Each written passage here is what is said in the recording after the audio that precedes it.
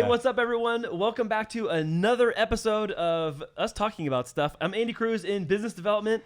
And I'm Will Flores with Mortgage Heroes. So today we have to talk about the Fed. So it is Wednesday, September 21st, and the Fed rate hike announcement came out just a short time ago. So we wanted to get to you right away. So what was their rate decision? Wow.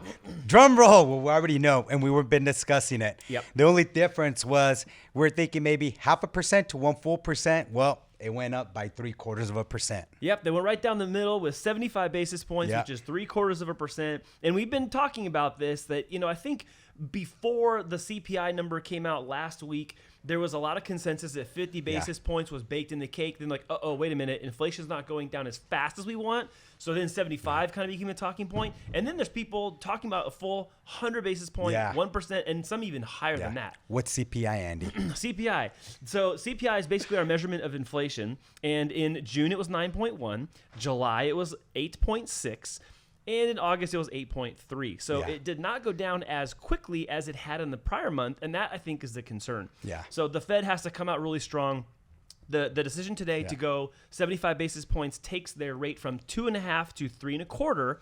And they also told us that their goal is to get to 4.5. Yep, we just heard it announced, and he said it real quick. It almost felt like the little message on the bottom, you know what I mean? Saying it really fast, but he pretty much said today, Jerome Powell said, we are going to face, a rate hike for this year and next year and going into 2024. Yeah, so there's a couple things you have to kind of read between the lines when they actually do their press conference and they're answering some questions to the media. And, everyone was expecting that the 50, 75, or 100. Yeah. That was kind of already expected. Absolutely. The interesting thing to me was his commentary about, their fight to inflation to get inflation back to 2%. We're still really far from that. I just said 8.3 a minute ago. Their goal is to get to 2. And his comment really quickly before making another point was, it'll start to slow down in next year and also the year after that. Yeah. And then also, and he kept going. I'm like, whoa. Next year's 2023. And the year after that is 2024. Yeah. So about 2 weeks ago in Monday Mortgage Minute, I was talking about the rate of inflation slowing and that if it continued at the same pace every month, then it would be like all said and done by summer of 2023. Yeah. That is not happening. That's not happening. Some economists are saying just take off the Band-Aid, right? They should have just gone up to 100 or 125 basis points. That way, we're not in this recession that, we say we're here right now for 24 months or longer. Right. Every time we don't increase that rate, we're going to stay in this recession much longer. It's almost like slow walking pain. And I get the point for ripping off the Band-Aid because, if the goal is, again, if their stated goal is to get to 4.5%, well, they already know that. So why not do it now? Just go there. Yeah. And I think that not peeling. It's kind of like when you have a cut, right? You're peeling off the Band-Aid just little by little. And then at the end, and then at the end, you just pull it or whatever, So these are the realities, though. I think it sets us up for another 75 basis point at the next meeting and then to 50. That'll round out the other 125 basis points. When's the next meeting, Andy? It's going to be in December. Yeah. So that's when they'll make their rate decision. I guess it could be 50, then 50, and then 25. Yeah. Or 75 and 50, and then kind of wait. Yeah. It's in some form or fashion, they're going to do another 125 basis points to get to 4.5. That's going to make material changes in the economics of consumer everything. So let's pivot and talk about some of those things we're seeing on the mortgage side right away, and then why we're seeing those things and what people can do to prepare. Yeah, so one of the things we did see an actual spike in loan applications increase last week to 3.8%.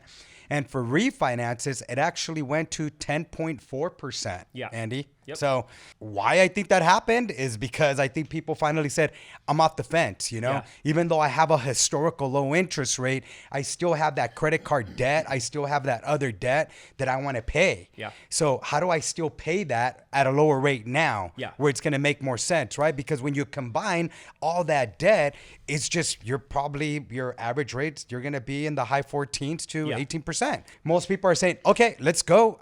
It is what it is. Yeah, I think that people understand are coming around to the idea that we're not going to go back to where we were. Correct. And that when the Fed says we're going to maintain a restrictive policy, that's by design. It's designed to bring inflation down, but it brings along some pain with it. Yeah. So if I'm thinking about, okay, well, I'm going to stay in this place and I see that house prices have flattened, that means my equity is kind of peaked at its max. My opportunity to do cash out refinance or my HELOC is like right now. Correct. Like I do it now while the money is going to be cheaper today than it is tomorrow. And if there is a correction in the market, or when there's the correction in the market, that equity is going to get squeezed a little bit. Yeah, it is.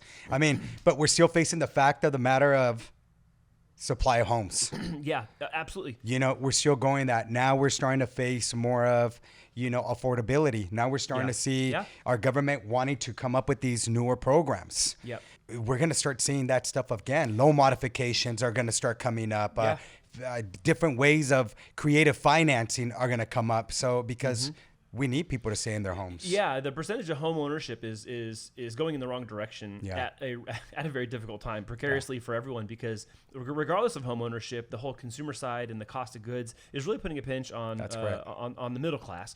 But also, I think that for specifically the housing industry, I think there's going to be a lot of people holding their position. Of course. Like, okay, I did that refinance maybe in 2020 or 2021. And also I know that there are not as many homes available. So I'm not going to move. That's correct. correct. I'm just going to sit tight, which further makes our inventory issue a little bit more of a problem. That's correct. However, I don't know that the low inventory is going to keep the prices high, because the cost of borrowing money is still a lot.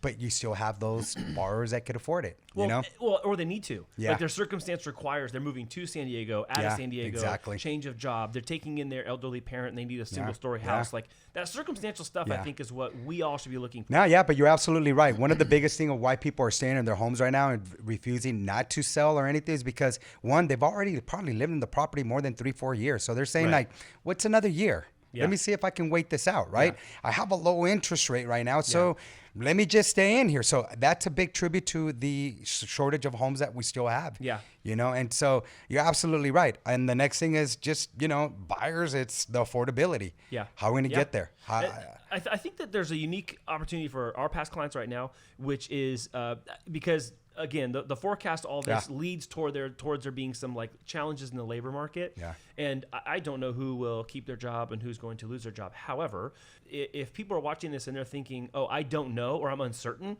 then my advice would be to take some sort of step and ask you questions now. That's correct. Instead of asking later when maybe you can't do anything about it. Yeah, absolutely. Now, more than ever, it's important to actually get a loan consultation. See what options you do have out there. See how you can position yourself in a better place. Yeah. You know, because these are going to be I'm going to say easily at least 16 to 18 rough months. Yeah. We're going to see a lot of changes. Yeah. Andy, I've been in this industry 16 years. I've never been or I've never heard or seen rates go up so quickly.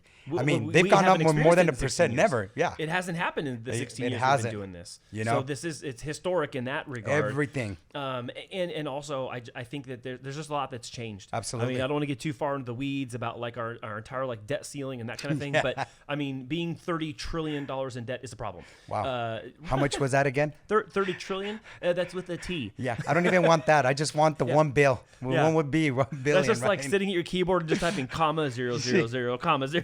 Yeah. So so on the local level, I think there's a couple of options still for people, especially if they have their max equity. It's peaked now. Yeah. Rates are going to forward looking. Yeah. They may have days where they ease up and they dip down by an eighth or a quarter, but I think the general consensus is they're going up. Yeah, absolutely. They have to go up. I mean, based on all the history and everything that we've been reading into and listening to, you know, there's no going down anymore right now. Yeah. We have to control this inflation. That's what the government, that's their main priority right now. You know? And so it comes to the whole thing, when the United States of America sneezes, everybody else catches a cold. Everyone else gets a cold. You know what I mean? We saw that happen back in 2008. So, you know, I'm not saying that that's exactly what's going to happen now, but we're pretty darn close. So we have to get this inflation situated, you know, fixed. I mean, I'm sure you already went out to buy milk and you see how much more that costs. Yeah. Oh, yeah. I was just the other day, I was shopping for milk, and it was organic, 1 gallon milk. Okay. Bill was $8. Oh, my Lord. And that's like at Walmart. Okay. Wow. This wasn't at like, well, I'm not going to blast a store, but like there's more expensive stores to shop around. Absolutely. I went to Walmart and it was $8. And I was like, I feel like this was fine. Oh, here's another one. I went to Petco to get the dogs their food.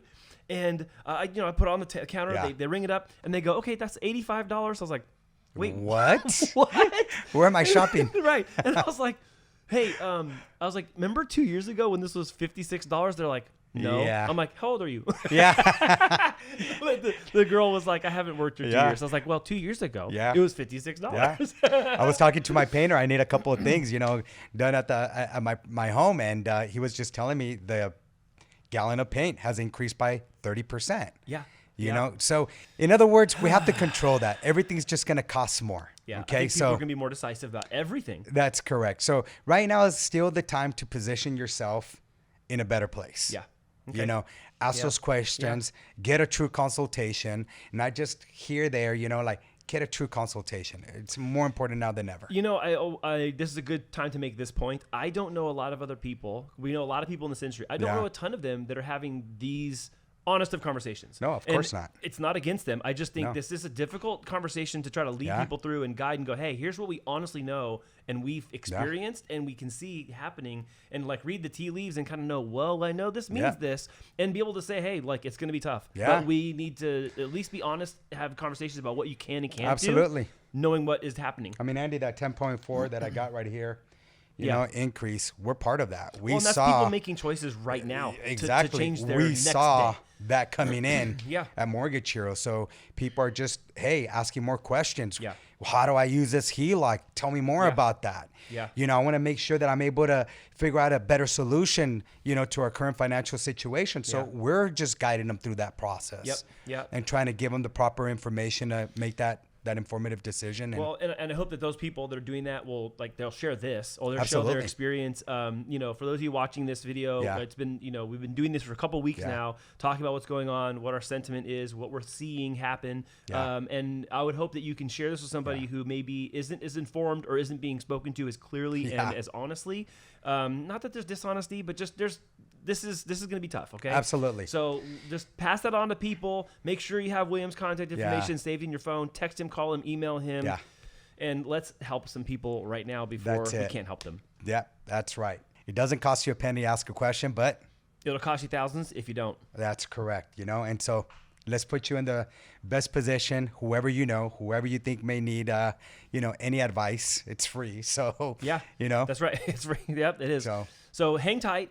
Hang in there. Ask the questions you want to have answers to. We still owe you all a in-depth ADU video about the new grant program. So we're going to have that for you by next week. Yeah. And if you have questions about today's Fed meeting and you want to ask me economic and policy and monetary questions, shoot me an email, leave a DM, write a comment. And if you have loan questions, reach Will. Ask me. He's a smart one. No. We're totally compliments of one another here. And Andy, I'd like to finish off by thanking everyone. Christian's Big Heart was a success once again. Because of you guys and your support, it was just great. So thank you from the bottom of my heart. Yeah. We do truly appreciate you guys. Yeah, it was a different year in many regards, and we were still able to raise tens of thousands of dollars. We're not going to announce it yet, but we will, because I think we're actually going to surpass what we were hoping to raise with all of your help. So thank you guys for all of that. Yeah, thanks again. We're here to answer any questions. And keep, DMing us, because you know what? It's been great, Andy. I love all this information that we're being asked. So asking these questions and us being able to answer, it just makes me feel like we're doing our job. So thank you. Let's help some more people. Thank you guys for watching this week. We will see you again next week. That's it.